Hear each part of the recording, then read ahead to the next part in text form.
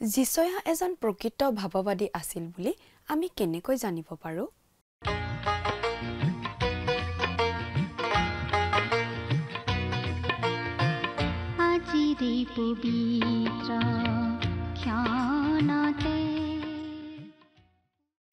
দৰ্শকসকললৈ খ্ৰীষ্টীয় প্ৰেমৰ নমস্কাৰ আগবঢ়াই আমাৰ ভক্তিবচন অনুষ্ঠানলৈ আদৰণি জনাইছো।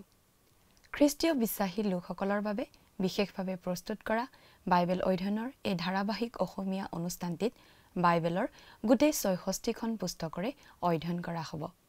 বাইবেলৰ প্ৰতিখন পুস্তকৰ প্ৰতিটো পদ পঢ়ি তাৰ ওপৰত সহজ সৰলভাৱে ব্যাখ্যা আগবঢ়াবলৈ চেষ্টা কৰা হ'ব।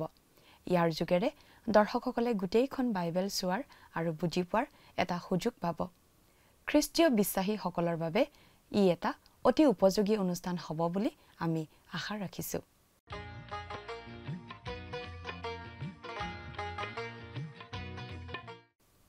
প্ৰিয় দৰ্শক, আমাৰ আগৰটো অনুষ্ঠান যদি আপুনি চাইছিল তেনেহলে আপোনাৰ নিশ্চয় মনত আছে যে আমি আগৰ অনুষ্ঠানত বাইবেলৰ এখন পুস্তকৰ অধ্যয়নৰ সামৰণি মাৰিছিলো। গতিকে আজিৰ অনুষ্ঠানত আমি আন এখন পুস্তকৰ অধ্যয়নৰ আৰম্ভণি কৰিম। পুস্তকখন হৈছে বাইবেলৰ পুৰণি নিয়ম খণ্ডৰ যিছয়া নামৰ পুস্তকখন। আজিৰ অনুষ্ঠানত যিছয়া পুস্তকৰ এটা চমু পৰিচয় আগবঢ়োৱা হ'ব। যিছয়া পুস্তকৰ পৰা আৰম্ভ কৰি পুৰণি নিয়মৰ মাজেৰে আগবাঢ়ি গৈ থাকিলে আমি শাস্ত্ৰৰ এটা অংশ পাওঁ, যাক বাইবেলৰ ভাৱবাণীমূলক অংশ বুলি কোৱা হয়। তাৰ অৰ্থ এইটো নহয় যে ভাৱবাণী যিছয়াৰ পৰাহে আৰম্ভ হৈছে, কাৰণ মুচিয়ে লিখা পুস্তক ৫খনতো ভাৱবাণী আছে। অৱশ্যে এই খণ্ডটোত ভাৱবাণীমূলক উপাদানটো ডাঙৰ হৈ পৰে। ভাৱবাদীসকল কেৱল ভৱিষ্যৎবাণী কৰা লোকেই নহয়, তাতকৈ অধিক আছিল। তেওঁলোক আছিল সেই নৈতিক অৱক্ষয়ৰ দিনবোৰত ঈশ্বৰে গঢ়ি তোলা মানুহ, যেতিয়া পুৰোহিত বা ৰজা কোনোৱেই ঈশ্বৰৰ কথাবোৰ প্ৰবাহিত কৰিব পৰাৰ যোগ্য হৈ থকা নাছিল। এই ভাৱবাণীৰ পুস্তকবোৰত ইতিহাস, কবিতা আৰু বিধানো আছে, কিন্তু ইয়াৰ প্ৰধান বাৰ্তা হৈছে ভৱিষ্যৎবাণী। যিছয়াৰ পৰা মলাখীলৈকে প্ৰতিজন লেখক আছিল ঈশ্বৰৰ ভাৱবাদী। আজি আমি ভাৱবাদীসকলক মুখ্য ভাৱবাদী আৰু গৌণ ভাৱবাদী হিচাপে নিৰ্ধাৰণ কৰি এটা কৃত্ৰিম বিভাজনৰ সৃষ্টি কৰিছো। আমি ভাবো যে প্ৰতিজন ভাৱবাদীয়েই গুৰুত্বপূৰ্ণ আৰু আমি কোনো এজনকো গৌণ ভাৱবাদী বুলি আচলতে ক'ব নোৱাৰো। এই কৃত্ৰিম বিভাজন আচলতে পুস্তকখনৰ দৈৰ্ঘ্যৰ ওপৰত নিৰ্ভৰ কৰিহে কৰা হৈছিল, বিষয়বস্তুৰ ভিত্তিত নহয়। কিছুমান সৰু সৰু ভাৱবাদী পুস্তক একেবাৰে পৰমাণু বোমাৰ দৰে। সেইবোৰ সৰু হ'ব পাৰে, কিন্তু ইয়াৰ বিষয়বস্তু সঁচাকৈয়ে শক্তিশালী। এই ভাৱবাদীসকলে কেৱল সুদূৰ ভৱিষ্যতৰ পৰিঘটনাৰ কথাই কোৱাই নহয়, অদূৰ ভৱিষ্যতৰ স্থানীয় পৰিঘটনাৰ কথাও কৈছিল। মুচিৰ বিধান অনুসৰি ঈশ্বৰৰ অধীনত ভাৱবাদী পদবীৰ বাবে যোগ্যতা অৰ্জন কৰিবলৈ তেওঁলোকে এইদৰে কথা ক'বলগীয়া হৈছিল। পুৰোহিত, ৰজা আৰু ভাৱবাদীৰ বিধান দ্বিতীয় বিৱৰণ পুস্তকত দিয়া হৈছে। যদি আমি যিছয়াৰ দিনত জীয়াই থাকিলোহেঁতেন, তেন্তে তেওঁ যে এজন প্ৰকৃত ভাৱবাদী সেই বিষয়ে আমি কেনেকৈ জানিলোহেঁতেন? তেওঁ সেই সময়ৰ লগত খাপ খোৱা স্থানীয় ভৱিষ্যৎবাণীৰ ভিত্তিতেই তেওঁৰ বিচাৰ কৰা হ'লহেঁতেন।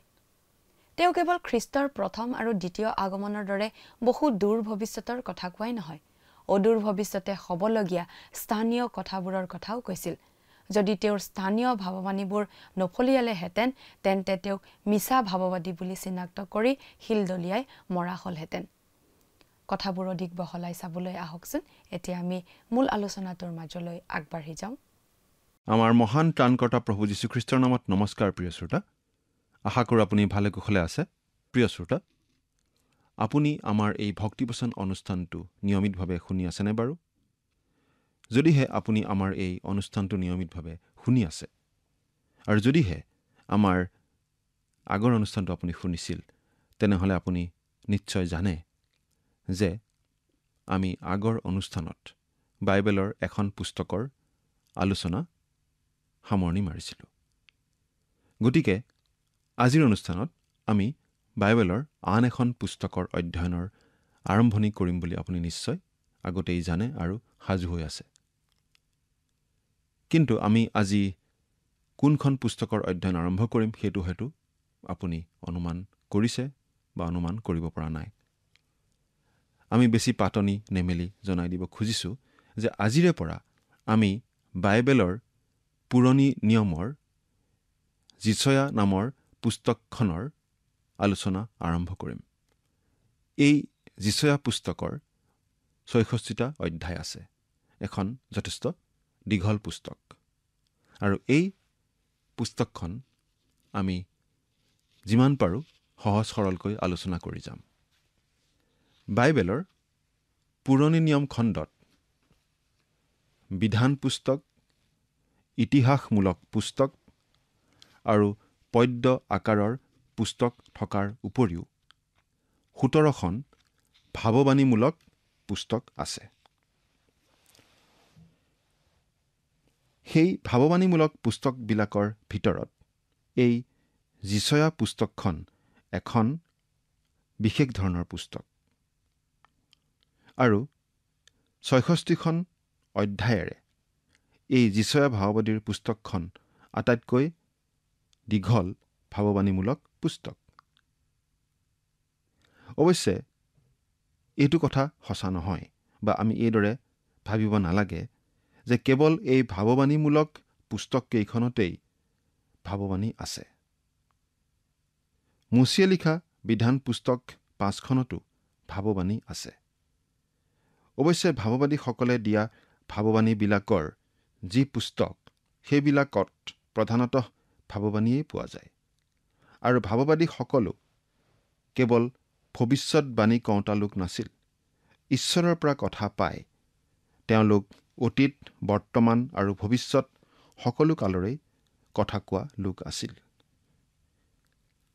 ভাৱবাদীসকলে এনেকুৱা ধৰণৰ লোক আছিল যিসকলক ঈশ্বৰে প্ৰস্তুত কৰিছিল সেই বিশেষ কালছোৱাৰ বাবে, যি কালছোৱাত সেই সময়ৰ পুৰোহিত বা ৰজাসকলক ঈশ্বৰে যোগ্য জ্ঞান কৰিব পৰা নাছিল তেওঁৰ কথা জগতৰ মানুহক জনাবলৈ।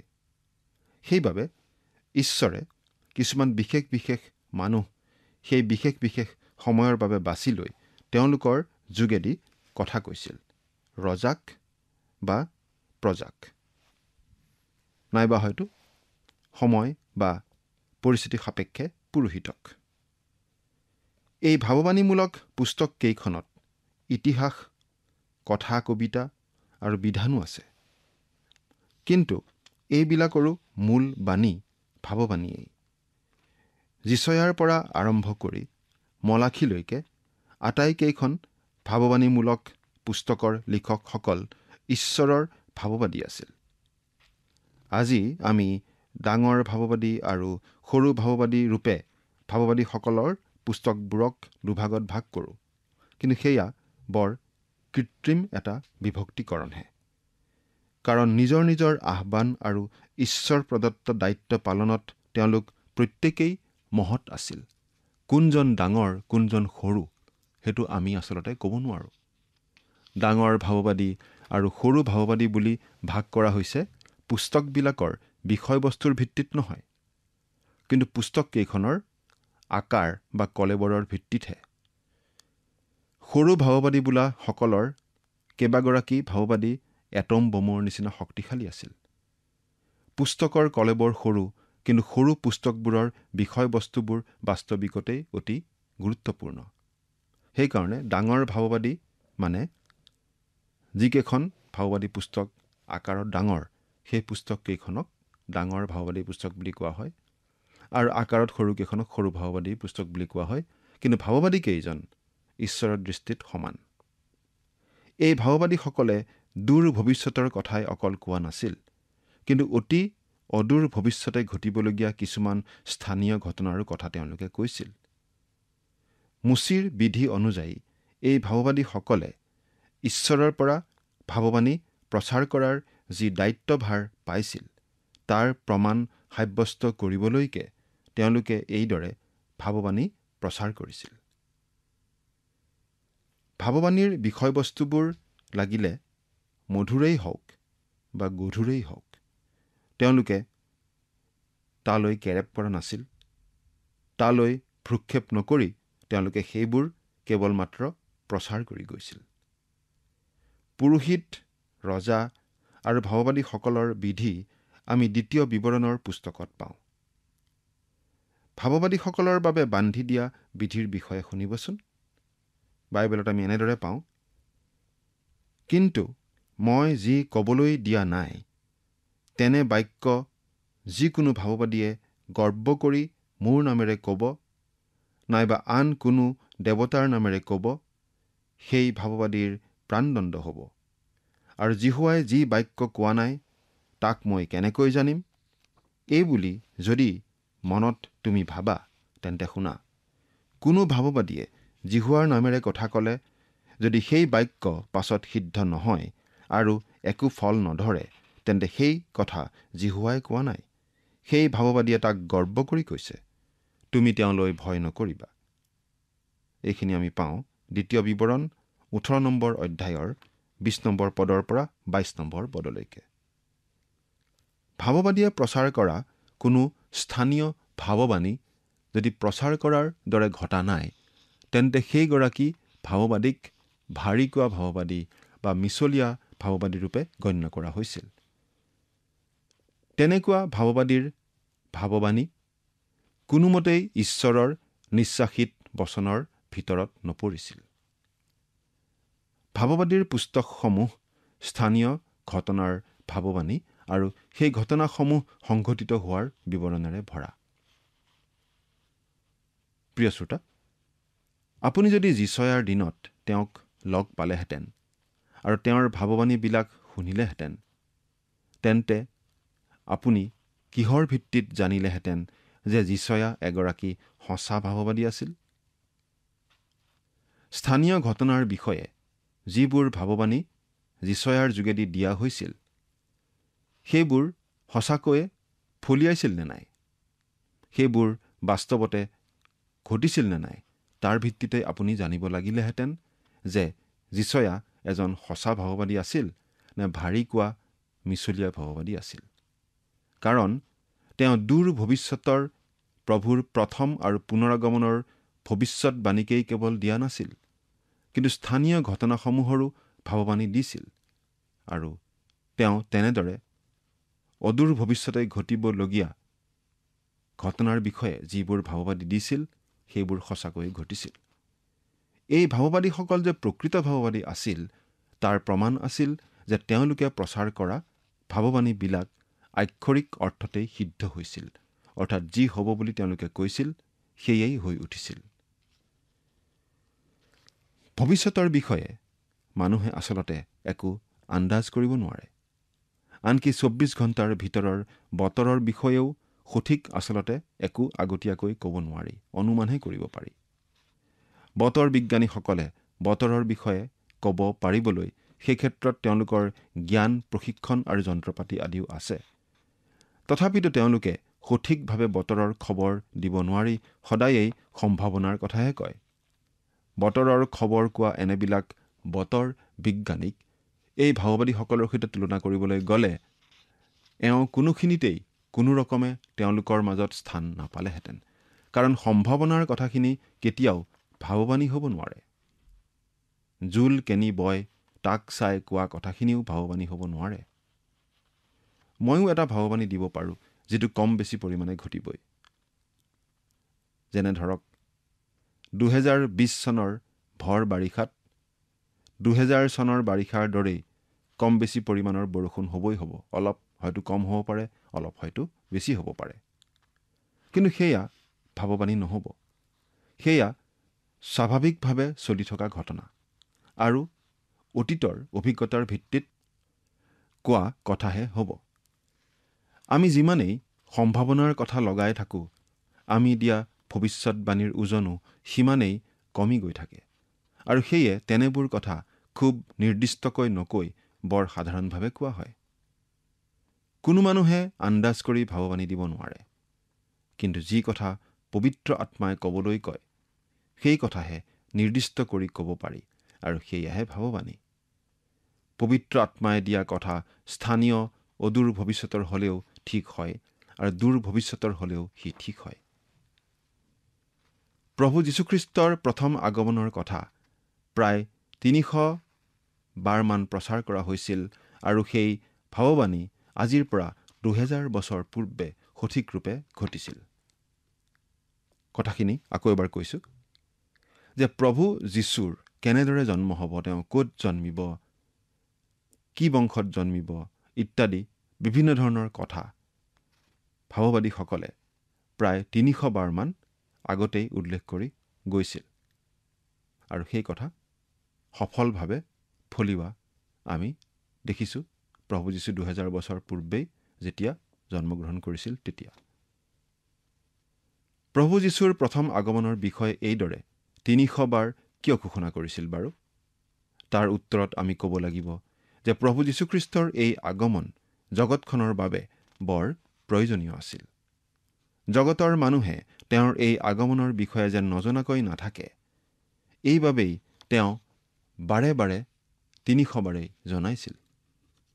জ্ঞানী ঈশ্বৰে তেওঁৰ ভাৱবাদীসকলৰ জৰিয়তে সেইদৰে 300 বাৰ জনোৱাৰ বাবে জগতৰ মানুহে আপত্তি দৰ্শাবলৈ আৰু কোনো বাট নাথাকিল। জ্ঞানী ঈশ্বৰে কৰা এই কামটোৰ দৰে আপোনালোকৰ এই অযোগ্য দাসেও কেইবাবাৰো এই পদ্ধতিটো অৱলম্বন কৰি বৰ উপকাৰ পাইছোঁ। তাৰে এটা হৈছে এনেকুৱা যে এবাৰ এঠাইত মোক তেওঁলোকৰ সভা এখনলৈ নিমন্ত্ৰণ জনাইছিল, কিন্তু যি দুগৰাকী ডেকাই মোক বৰ জনসমাগমপূৰ্ণ বাছ আস্থানখনৰ পৰা নিবহি, তেওঁলোকেও মোক চিনি নাপায় আৰু ময়ো তেওঁলোকক চিনি নাপাওঁ। সেয়েহে মই চিঠিৰে বহুকেইটা চিন আৰু উপায় লিখি জনাইছিলোঁ তেওঁলোকে মোক কেনেকৈ চিনি পাব পাৰে। মই কৈছিলোঁ মোৰ চেহেৰা কেনেকুৱা, কেনেদৰে খোজ কাঢ়োঁ, বেছি লেহেম গতিটো নহয়, বেছি খৰ গতিটো নহয়, মোৰ নাকটো বেলেগতকৈ অলপ বহল, মূৰটো বেলেগতকৈ অলপ ডাঙৰ, মই ইফালে চাওঁ সিফালে চাওঁ, ভালদৰে চাওঁ, মোৰ হাতত থাকিব এটা গধুৰ ব্ৰিফকেছ, বাওঁ হাতত থাকিব অসমীয়া বা ইংৰাজীৰ খবৰ কাগজ এখন, পিন্ধনত দীঘল পেণ্টেৰে পেণ্টত ভৰাই নোলোৱাকৈ পাতলা সেউজীয়া ৰঙৰ হাত চুটি চোলা। মুঠতে মোৰ বিষয়ে মই যিমান পাৰোঁ সিমান বিস্তৃত বিৱৰণ জনাই চিঠিখন লিখিছিলোঁ। প্ৰিয় শ্ৰোতা, ইমানখিনি চিন আৰু উপায় দিয়াৰ পাছতো আপুনি ভাবেনে যে ডেকা দুজনে চিনি নাপালোঁ বুলি ক'ব পাৰিব? তেওঁলোকে চিনি নোপোৱাৰ প্ৰশ্নই নাই, কাৰণ ইমানখিনি বিস্তৃত বিৱৰণ পোৱাৰ পিছত মোক তেওঁলোকে অতি সহজে বিচাৰি উলিয়াব পাৰিছিল। সেইদৰে পিতৃ ঈশ্বৰেও জগতৰ মানুহ জাতিৰ বাবে আৰু বিশেষৰূপে ইছৰাইল জাতিৰ বাবে বাৰে বাৰে 300 বাৰে পৰিত্ৰাতা প্ৰভু যীশুখ্ৰীষ্টৰ প্ৰথম আগমনৰ বিষয়ে জনাই আহিছিল, যিহৰ বাবে ইছৰাইল জাতি এনেকি গোটেই মানৱ জাতিয়ে আপত্তি কৰাৰ একো বাট নাথাকিল। গতিকে যেতিয়া সঁচাকৈয়ে আগতে জনাই অহাৰ নিচিনাকৈয়ে প্ৰভু যীশু এই জগতলৈ প্ৰথমবাৰ আহিছিল, বৰ নম্ৰ নিশ্চভাৱে বৈতলেহেমৰ গোহালি ঘৰত যেতিয়া তেওঁ জন্মগ্ৰহণ কৰিছিল, তেতিয়া কেৱল সেই ভেড়াৰখীয়া আৰু জ্যোতিষী পণ্ডিতসকলেই কিয়, গোটেই জগতৰ মানুহবিলাকেই তেওঁক দৰ্শন কৰিবলৈ যাব পাৰিলেহেঁতেন। আনৰ কথাটো বাদেই দিলোঁ, কিন্তু অন্ততঃ ইছৰাইলীয়া লোকসকলৰ অনেকে গৈ সেই শিশু যীশুৰ দৰ্শন কৰিব পাৰিলেহেঁতেন। কিন্তু চাবলৈ নোযোৱাৰ বাবে, বিশ্বাস নকৰাৰ বাবে দোষ ঈশ্বৰৰ নহয়, কাৰণ তেওঁ তেওঁৰ ভাৱবাদীসকলৰ জৰিয়তে কেইবাশ বছৰৰ পূৰ্বে তেওঁৰ পুত্ৰ গোটেই মানৱ জাতিৰ পৰিত্ৰাতা ৰূপে যে এই জগতলৈ আহিব তাক জনাইছিল। এই ভাৱবাদীসকলে সম্পূৰ্ণৰূপে জাতীয় সমস্যাৰ সৈতে জড়িত আছিল। তেওঁলোকে উচ্চ আৰু নিম্ন সকলো পৰ্যায়ৰে পাপ কাৰ্য আৰু পাপ আচৰণৰ বিৰুদ্ধে ভাৱবাণী প্ৰচাৰ কৰিছিল। তেওঁলোকে স্বজাতিৰ শাসক আৰু ধৰ্মীয় নেতাসকলক প্ৰয়োজন সাপেক্ষে ঈশ্বৰৰ আদেশ পাই সতৰ্ক কৰি দিবলগীয়া হৈছিল। কোনো তেল মৰা বিধৰ বাণী তেওঁলোকৰ নাছিল। কাকো খোচামোদ কৰিবলৈ, কাকো তোষামোদ কৰিবলৈ তেওঁলোকে ভাৱবাণী দিয়া নাছিল। তেওঁলোকে কাৰো মুখলৈ নোচোৱাকৈ সেই ভাৱবাণী ঘোষণা কৰিছিল। তেওঁলোকে ৰজাই হওক বা প্ৰজাই হওক কাৰো মুখলৈ নাচাইছিল। গৰ্বী মানুহবিলাকক নম্ৰ হৈ ঈশ্বৰৰ গুৰিলৈ ঘূৰি আহিবলৈ তেওঁলোকে আহ্বান জনাইছিল। তেওঁলোকৰ এই ভাৱবাণীবিলাকত জুই আৰু চকুলো মিশ্ৰিত হৈ আছিল, কাৰণ এইবোৰ ভাৱবাণী কেৱল মন্দ দিন আৰু ধ্বংসৰেই নাছিল, কিন্তু এইবোৰৰ মাজেৰে তেওঁলোকে প্ৰভুৰ গৌৰৱৰ দিনো দেখি পঠিয়াইছিল। নিশাৰ অন্ধকাৰৰ মাজেৰে তেওঁলোকে নতুন দিন এটাৰ সুন্দৰ ৰাতিপুৱা এটাও দেখিবলৈ পাইছিল। পাপ নিশাৰ মাজতে তেওঁলোকে পৰিত্ৰাতা প্ৰভুৰ আগমন দেখা পাইছিল। এক সাৰ্বভৌম ব্যক্তিৰূপে প্ৰভুক তেওঁলোকে দেখিছিল। লগতে তেওঁলোকে দেখা পাইছিল শেষ কালৰ 1000 বছৰ ৰাজত্বৰ দিন আৰু সদৌ শেষত শেষ কালৰ শেষ দৃশ্য অনন্ত সুখৰ কাল সৰগত প্ৰভুৰ সৈতে। অৱশ্যে এই ভাৱবাদীসকল কোনো অতিমানৱ নাছিল। আমাৰ নিচিনা তেজ মঙহৰ আৱেগ অনুভূতিৰ সাধাৰণ মানুহেই আছিল। কিন্তু তেওঁলোকে ঘোষণা কৰা কথাবিলাক ঈশ্বৰৰ পৰা পায়। ঈশ্বৰৰ কাৰণে ঘোষণা কথা হোৱাৰ বাবে ঈশ্বৰ নিশ্বাসিত বচনৰূপে পৰিগণিত হৈছে। নৱবিধানৰ লিখকসকলে ইয়াৰ সত্যতা সাব্যস্ত কৰিছে। প্ৰথম পিতৰ 1 নম্বৰ অধ্যায়ৰ 10 আৰু 11 পদ আৰু দ্বিতীয় পিতৰ 1 নম্বৰ অধ্যায়ৰ 15 পৰা 21 নম্বৰ পদলৈ পঢ়িলে আমি এই বিষয়ে জানিব পাৰিম। নিজৰ ক্ষেত্ৰত ব্যক্ত কৰা কথাত কেৱল জিৰিমিয়া আৰু হোছেয়াই কিছু ব্যতিক্ৰম। তেওঁলোকত বাদে কোনো ভাৱবাদীয়ে তেওঁলোকৰ লিখনিত, কথাত বা কাৰ্যত নিজৰ কথা কোৱা বা নিজক স্থাপন কৰা পোৱা নাযায়। যিছয়াই নিজৰ বিষয়ে অতি সামান্য খবৰ এই পুস্তকখনত বহন কৰিছে। তাকো তেওঁৰ আহ্বান, পৰিচৰ্যা আৰু পৰিচৰ্যাৰ বাবে প্ৰভুৰ আদেশৰ সৈতে সম্বন্ধ থকা কথাতহে উল্লেখ কৰিছে। এই ভাৱবাদীসকলৰ মাজৰ কোনো এজনৰেই বিখ্যাত হোৱাৰ কু অভিপ্ৰায় নাছিল। ঠিক যিহুদাৰ নিজৰ কথা ক'বলৈ গ'লে যিছয়াৰ সময়ৰ দিনবোৰ বৰ অন্ধকাৰময় দিন নাছিল। কিন্তু আনহাতে যিহুদাৰ উত্তৰে থকা শত্ৰু জাতি অচুৰীয়াসকলৰ কাৰণে সকলো সময়তে ভয় শংকাত দিন নিয়াব লগা হৈছিল আৰু যিকোনো সময়তে শত্ৰুৰ আক্ৰমণৰ বিপদ দুৱাৰদলিত আছিল। উত্তৰৰ ৰাজ্য ইছৰাইলক আক্ৰমণ কৰি অচুৰীয়াই ইতিমধ্যেই ইছৰাইলৰ বহু লোকক বন্দী কৰি লৈ গৈছিল। যি সময়ত অচুৰীয়াসকলে যিহুদাৰ ৰাজধানী জেৰুচালেম অৱৰোধ কৰি ৰাখিছিল, সেই সময়ছোৱাত যিছয়া ভাৱবাদী এই পৰিস্থিতিৰ সন্মুখীন হৈ প্ৰভুৰ যি পৰিচৰ্যা কাম কৰিছিল তাৰ বিৱৰণ যিছয়া পুস্তকখনৰ 36 অধ্যায়ৰ পৰা 39 অধ্যায়লৈ পঢ়িলে যিছয়া ভাৱবাদীৰ ইতিহাসমূলক কাৰ্য বিৱৰণ পোৱা যায়। তাৰ পাছৰ পৰা যিছয়া ভাৱবাদীয়ে সদায়েই সেইজনালৈ আঙুলিয়াইছিল যিজনাৰ ছাঁস্বৰূপে তেওঁৰ বিষয়ে ভাৱবাণী প্ৰচাৰ কৰি তেওঁৰ কাম কৰিছিল আৰু তেওঁৱেই আছিল জগতৰ পোহৰ, পৰিত্ৰাতা প্ৰভু যীশুখ্ৰীষ্ট। কোনোৱে ভাবে যে যিছয়া দাউদৰ বংশৰ ৰাজ পৰিয়ালৰ ব্যক্তি আছিল, কিন্তু এই ধাৰণা প্ৰমাণ কৰিবৰ কোনো উপায় নাই। আনহাতে নৰমপন্থীসকলে কয় যে কেইবাগৰাকী যিছয়াই এই যিছয়া নামৰ পুস্তকখন ৰচনা কৰিছে। এই নৰমপন্থীসকলৰ মাজৰে কিছুমানে দুগৰাকী যিছয়া আৰু কিছুমানে এনেকৈ 3গৰাকী বেলেগ বেলেগ যিছয়াই এই পুস্তকখন ৰচনা কৰা বুলি কয়। কিন্তু নতুন নিয়মৰ লিখকসকলৰ যিমান কেইজনে এই পুস্তকৰ পৰা উদ্ধৃতি দিছে তেওঁলোকৰ আটাইকেইজনেই এজন যিছয়াৰ লিখনিৰ পৰা উদ্ধৃত কৰাৰ দৰেই উদ্ধৃত কৰে। ক'তো কাহানিও দ্বিতীয়জন যিছয়াৰ লিখনিৰ পৰা উদ্ধৃত কৰাৰ কোনো ইংগিত দিয়া নাই। ইতিহাসেও কোনো দ্বিতীয় বা তৃতীয়জন যিছয়াৰ ইংগিত বহন নকৰে। এই নৰমপন্থী সমালোচকসকলৰ মুখ বন্ধ কৰিবলৈ প্ৰভুৱে এজন অতি সাধাৰণ ভেড়া পালকক ব্যৱহাৰ কৰি তেওঁৰ যোগেদি মৰু সাগৰৰ কাষৰ এটা গুহাৰ পৰা মৰু সাগৰৰ নুৰিওৱা পুথি নামৰ নুৰিওৱা পুথিখন উদ্ধাৰ কৰিছিল। সেইখন নুৰিওৱা পুথিৰ ওপৰত গৱেষণা চলোৱা প্ৰতিগৰাকী গৱেষকেই কয় যে যিছয়া পুস্তকখন এজন যিছয়াৰেই লিখনি।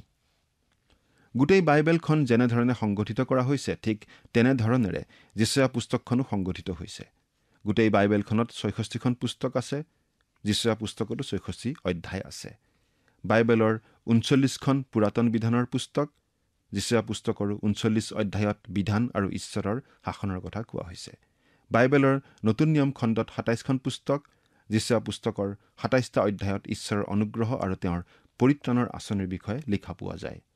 গোটেই নতুন নিয়মত যিছয়া পুস্তকৰ পৰা ৬৬টা পোনপটীয়া উদ্ধৃতি আছে আৰু এই পোনপটীয়া উদ্ধৃতিবিলাক নতুন নিয়মৰ ২৭খন পুস্তকৰ ভিতৰত ২০খনতেই আছে।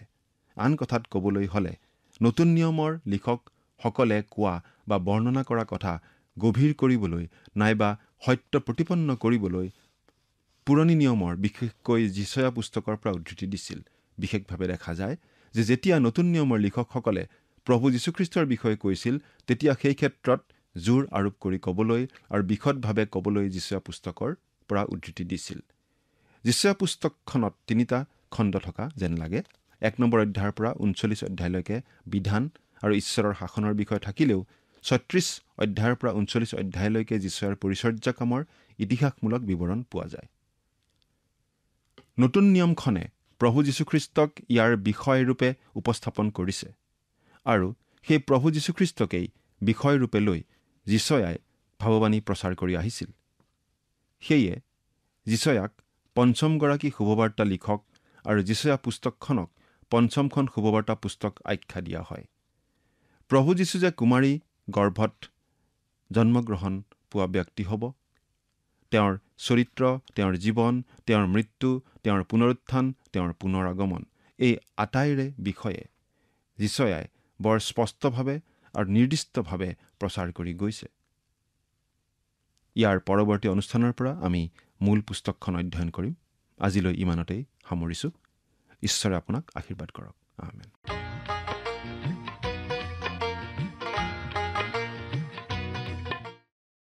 যিছয়াই বহুতো স্থানীয় ঘটনাৰ বিষয়েও ভৱিষ্যতবাণী কৰিছিল। যেতিয়া জেৰুচালেম নগৰখন অচৰীয়া সৈন্যবোৰে অৱৰোধ কৰি ৰাখিছিল তেতিয়া যিছয়াই এটা অতি সাহসী ভৱিষ্যতবাণী কৰিছিল। তেওঁ কৈছিল যে অচুৰৰ ৰজা জেৰুচালেমলৈ নাহিব, জেৰুচালেমলৈ এডাল কাৰো নিক্ষেপ নকৰিব, ঢাল লৈও তাৰ আগলৈ নাহিব, আৰু ঠিক তেনেদৰেই ঘটিছিল। হিজকিয়া ৰজাৰ ৰোগৰ বিষয়ে যিছয়াই কৰা ভৱিষ্যতবাণী ফলিয়াইছিল।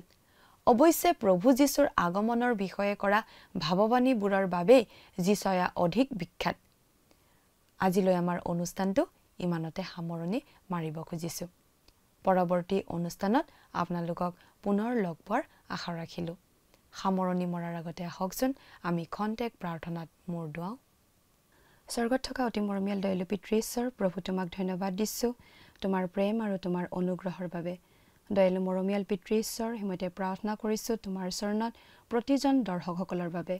তেওঁলোকে প্ৰভু যি তোমাৰ পবিত্ৰ বাক্য সিমতে অধ্যয়ন কৰিলে, এই বাক্য প্ৰভু বুজি পোৱাত তুমি তেওঁলোকক সহায় কৰিবা আৰু তেওঁলোকে যাতে প্ৰতিজনে নিজৰ জীৱনত যাতে শুদ্ধ সিদ্ধান্ত প্ৰভু ল'বলৈ পাৰে আৰু তোমাৰ নামেৰে যাতে আগবাঢ়ি যাবলৈ পাৰিব, তেনে আশীৰ্বাদ তেওঁলোকৰ জীৱনত প্ৰভু তুমি দান কৰিবা আৰু সদায় যাতে তোমাক বিশ্বাস ৰাখি প্ৰভু চলিবলৈ পাৰিব তেনে আশীৰ্বাদ কৰিবা।